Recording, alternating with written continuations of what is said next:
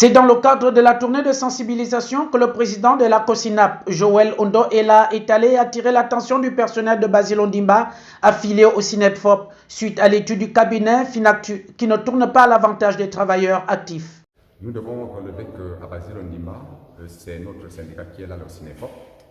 Nous sommes venus, comme nous l'avons promis à tous les travailleurs gabonais, à tous les retraités, à tous les jeunes, de mener une caravane qui bat en brèche l'étude du cabinet Finactu, qui n'est pas favorable aux travailleurs actifs, qui n'est pas favorable aux retraités et qui est d'ailleurs un souci pour les jeunes qui cognent au corps de la fonction publique.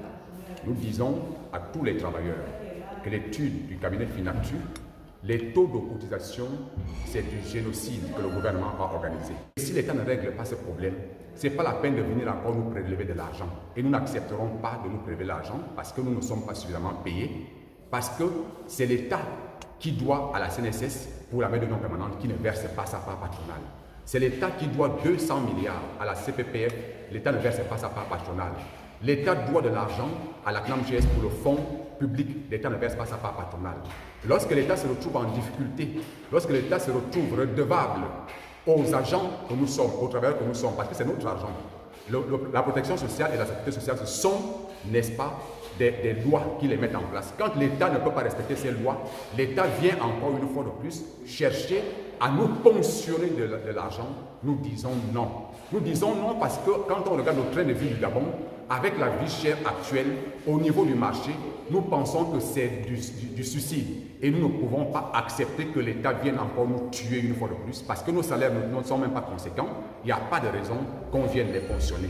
Les retraités n'attendent pas tous ces simulacres que l'État est en train de faire par une étude.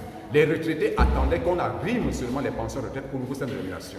Donc nous lançons un appel à tous les travailleurs.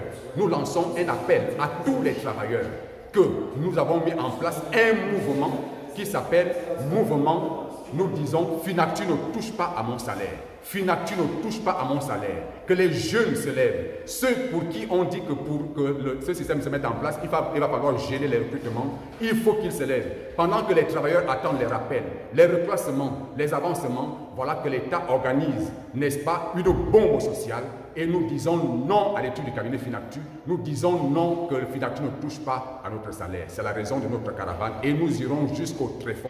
Finactu ne touche pas à mon salaire, un mouvement que le président Joël Ondo Ella veut répandre dans toutes les administrations. Il est revenu sur l'âge admis à la retraite qui est fixé désormais à 62 ans. Mais cet âge de 62 ans est l'émanation du fait qu'on va geler les recrutements.